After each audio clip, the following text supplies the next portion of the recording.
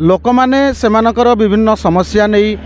प्रशासन पाखे हो अथवा शासन कल पाखे पहुँचुवा बेले किंतु एक अभिनव प्रयास करिसेंती देवगढ़ जिलार युवक अर्णव कुमार पंडा जी कि निज जिलार समस्या नहीं गत 7 तारिख ठारू पदयात्रा रे बाहरी भुवनेश्वर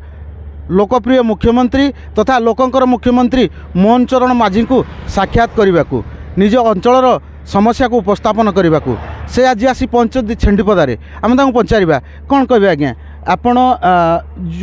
बर्तमान जाऊँच पदयात्रा रे आपण केते दिन पर्यंत पदयात्रा करेंगे आपंकर पदयात्रार उद्देश्य कौन पाखापाखि तो सर पदयात्रा मु टार्गेट रखी आपण 7 ରୁ 10 दिन भितर मु भुवनेश्वर पहुँची ता भीतर जो वर्षा हो जाए ताले सेटा भगवान को ऊपर रहा मोर ये पदयात्रार आभिमुख्य है जिलार आपणकर प्रथम समस्याटी है पुराणा हॉस्पिटल जोड़ा अच्छी ताको 24 घंटा केंदी आपणक एक्टिव करा जाऊ आउ आपणकर ता भितर भी जिलार अन्य जो जो समस्या गुड़ाक अच्छी ताकू भी मु पुंखानुक्रमे माननीय मुख्यमंत्री सहित कथबार्ता हेबी आउ यथाशीघ्र मु चाहिए तांको डिमांड रखी सी जो समस्या गुड़ाक भी अच्छी प्रथमे आम स्वास्थ्य जो समस्या अच्छी सी जिलावासी समस्ते प्राय समस्ते दल बल निर्विशेष ये समस्तंकर ये अच्छी आम पुराणा हॉस्पिटल टी आम किपरि कार्यकारी करबा तापणे 24 घंटा आउ बाकी रहिला जिलार जो आपणक अच्छी जो मौलिक सुविधार जो वंचित अच्छा तांकु मध्य मु माननीय मुख्यमंत्री सहित पंखानुक्रमे तांको कथबार्ता हेबी आ डिमांड रखी यथाशीघ्र ता केंदी उपकृत हेबे जिलावासी या पूर्वर 12 दफा संबलित दाबीपत्र मुख्यमंत्री निकट को आपण मेल कर कौन रही कहे कि 12 दफा दाबी रे आपणक रही प्रथमे तो आम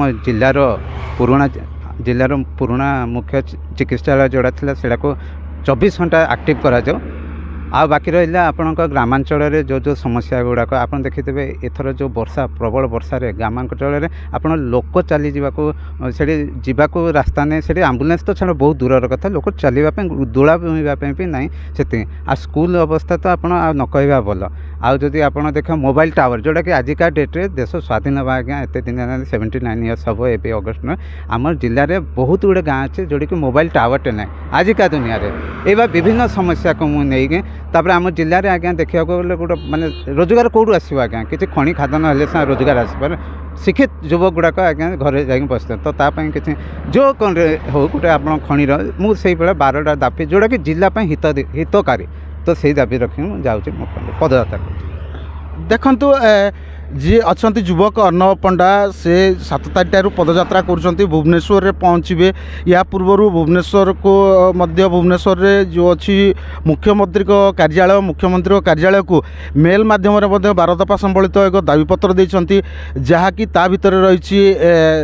अंचल निजुक्ति हो स्वास्थ्य हो शिक्षा हो कि मोबाइल जो अच्छी जोगाजोग से समस्या नहीं से 12 दफा दाबी संबलित एक दाबीपत्र मेल करछंती एवं मुख्य मुद्दा तांकर जहाँ रही कि तांकर जो DHH हॉस्पिटल अच्छी से हॉस्पिटल जो जगह को स्थानांतर रही से जगह को लोक जीवाई गमनागमन बहुत असुविधा अच्छी एवं पुराणा डाक्तरखाना यथाशीघ्र टिके चालू करने से निवेदन करने अभियोग करने आज लोकंक मुख्यमंत्री मोहन चरण माझी निकट को पदयात्रा जाउछंती पदयात्रा सफल हो एवं तांको अंचल समस्या किपरि भावे समाधान हो पारिबो तांकर प्रयास को अंचल लोक भूयसी प्रशंसा कले कौनसी कम हेबो नाही एवं आमे मध्य आशा करिवु तांकर पदयात्रा सफल हो। छेंडीपदारू हटकिशोर षडंगी MBC TV।